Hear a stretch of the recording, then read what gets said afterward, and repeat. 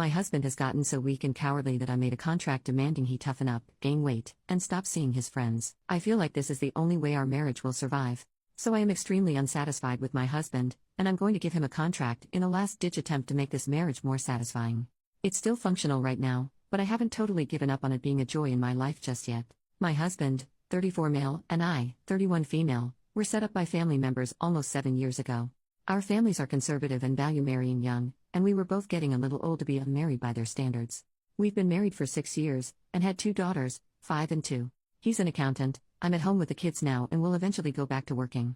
In the course of our marriage, a bunch of problems have developed. I'll explain them, why they bother me, and what I did about them. For one, he started believing that he has depression and anxiety and actually wanted to get a therapist. I don't believe that those are real things, and I definitely don't want him going to some lying beach who will cost $100 an hour to fill his head with lies. He stopped talking about it, but he still clearly thinks that his problem is clinical. He once ordered a weighted blanket online without telling me. I threw it in the trash before he got home. I made it clear that I don't want to hear about it and that he needs to man up. Also, he's become really emotionally weak in general and always seems on edge around me. We set a rule that if he starts crying, he has to leave the room so that he's not doing it in front of me or the kids. I need him to set a good example for them. He was thin to begin with, and he looks like he's lost at least 20 pounds. He blamed anxiety before I set the rule against talking about it. I've told him to get on that because it makes him look like less of a man and he's already short. No dice. I told him that it makes me look bad as his wife. No dice. I have to scold him into finishing his plate like he's a child. He seems to be avoiding spending time with me. He takes the kids and leaves to stay at his parents' every other weekend, and often visits friends on weekends when he doesn't. Again, often taking the kids. Often I'll tell him not to, but he does it anyhow. This has gotten more frequent as time goes on, and now he's rarely home on weekends. He works 10:30 to 8 o'clock, and often he's not home until 9 or 10 at night. He says he either had to do some overtime or he went out with a friend after work.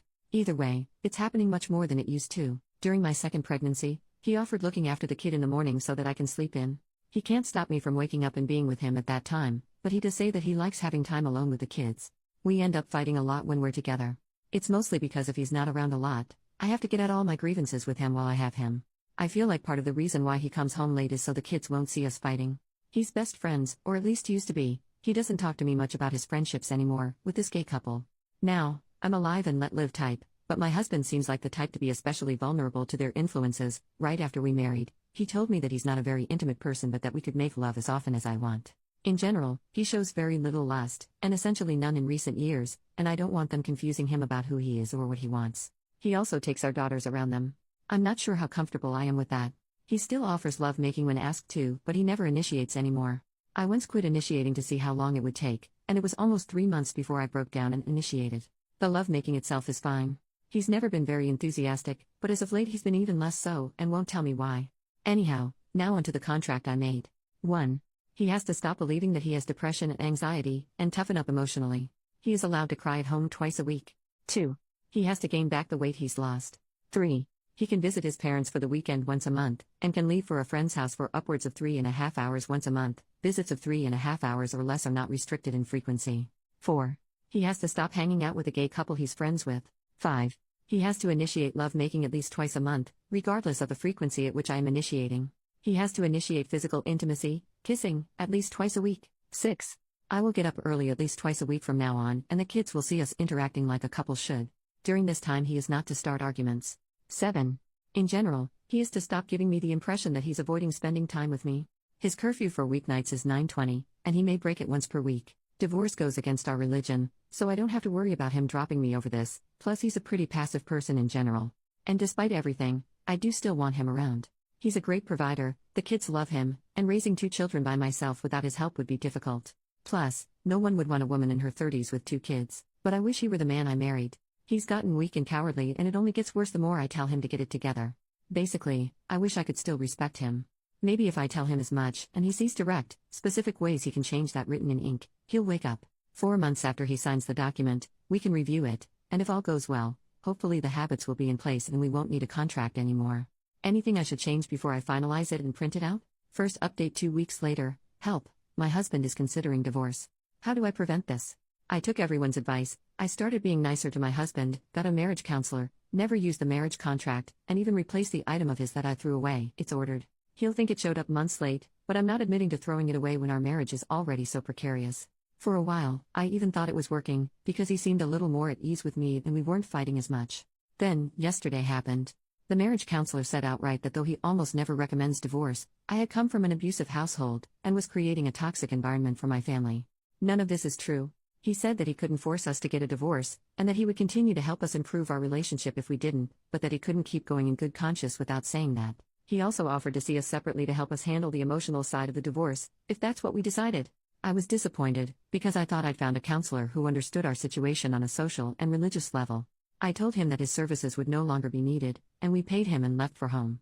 I told my husband on the way back that the counselor was just trying to double his profits by seeing us separately instead of together, and he forced a laugh. Then he started asking questions about how I treat the girls. I treat them fine. He mentioned that our 5-year-old has started leaving the room whenever she cries. Up until 2 weeks ago, I had a rule against my husband crying in front of me, so he would leave the room when he started crying during our fights. It's not my fault she picked that up. I never had that rule for her. He said that doesn't make that better. Of course it does. Anyhow, we were fighting the entire car trip. Last night I didn't see him. I was asleep before he got home. We saw each other this morning, but didn't really speak. Then tonight, he brought up divorce again and we got into another screaming match. I told him that if we divorced, it wasn't just me that our families would hate until the end of time, they'd hate him too. He was going to make us both pariahs in our church and social circles. Then he took the kids and left to God knows where, saying that he didn't care because he couldn't live like this anymore. I'm terrified right now and I don't know how to talk him out of doing this. What do I do? Second update: how to win a custody battle. We're effectively divorced, but we're not going to go through any of the legal stuff yet, because my husband feels it would be wrong to put me through that while I'm pregnant. Why he feels it's better to do while I'm caring for an infant is beyond me. He makes the money, I stay home with the kids. He said that he'll leave me enough to live on, and if I get custody of the kids, more than enough for them to live on, but he's going to fight to get custody if he can. He plans on leaving the kids with his parents while he works if he can pull it off. This is obviously ridiculous. Yes, his parents are retired, but foisting a toddler and an infant on them 5 days a week. Our oldest is in kindergarten. His reasons for this is because he disagrees with some of my parenting methods, but come on, they're in better hands with their mother. So how do I maximize my chances? Third update: how do I become a nun? I'm planning to become a nun in roughly 7 months. Where do I go? What do I bring? What do I have to have done beforehand? I'm not telling anyone what I'm doing beforehand. How easy will it be for them to track me down? I want them to never see me again, but they probably won't look too hard. Also, can you become a nun if you were married before? We're currently separated and I could get the divorce in writing at any time. I'm in Arizona, by the way, but I'm willing to travel to anywhere in the United States for this. Fourth update: how to rebuild my life after leaving fundamentalism. I lived all my life thinking that if I just followed God enough and did what I was told, it would give me happiness and pride. Instead, all it gave me was a miserable marriage to a pathetic man, judgment from all my peers, and so few skills that I have no idea what to do next. I'm 32, and have never worked for money in my life. I'm 3 months pregnant with our third child, and he wants to divorce me as soon as I've recovered from the birth. He wants to take the kids due to differences in parenting methods, and I've decided not to fight it.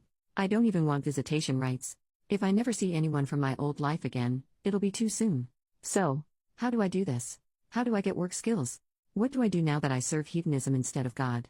Where do I go for social support now that I can't go to church or anyone from my old life? What do heathens do for fun? Part of me is really excited to wear revealing dresses and watch Marvel movies and drink cocktails and have casual lovemaking and live alone in an apartment with 4 cats and a common-law lover and stuff like that, but I'm also scared.